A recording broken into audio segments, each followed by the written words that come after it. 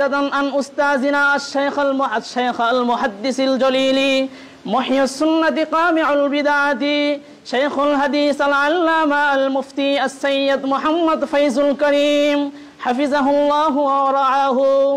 قال حدثنا وأجازنا الشيخ العلامة السيد فضل الكريم رحمه الله تعالى عنه.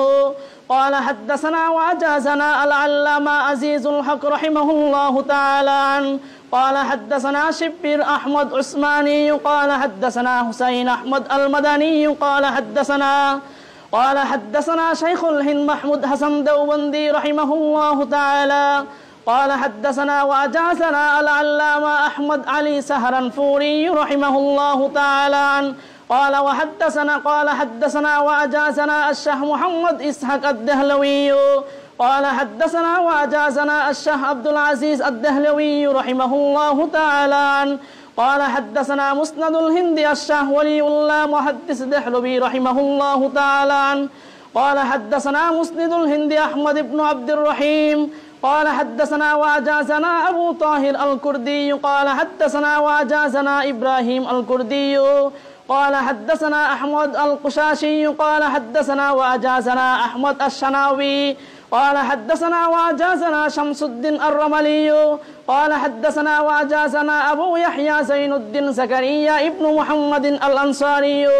قال حدثنا الحافظ أبو الفضل شهاب الدين أحمد بن علي بن الحجر الأسقلاني. قال حدثنا إبراهيم التنوخي. قال حدثنا أبو العباس أحمد بن أبي طالب الحجار. قال حدثنا حسين الزبيدي. قال حدثنا أبو الوقت. قال حدثنا وأجازنا أبو الحسن العداوي. قال حدثنا أبو محمد السرخسي.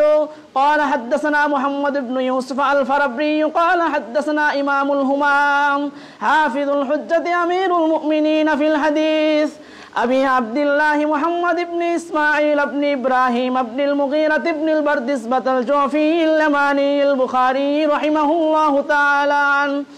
اللهم انفعنا ورفعنا بعلومه وعلومكم وفيودكم أجمعين آمين يا رب العالمين. أنه قال حدثنا أحمد بن إشكاب. قال حدثنا محمد بن فسيل عن عمارة بن القعقاع عن أبي زرعة عن أبي هريرة رضي الله تعالى عنهم قال النبي صلى الله عليه وسلم كلمتان حبيبتان إلى الرحمن خفيفتان على اللسان ثقيلتان في الميزان سبحان الله وبحمده سبحان الله العظيم.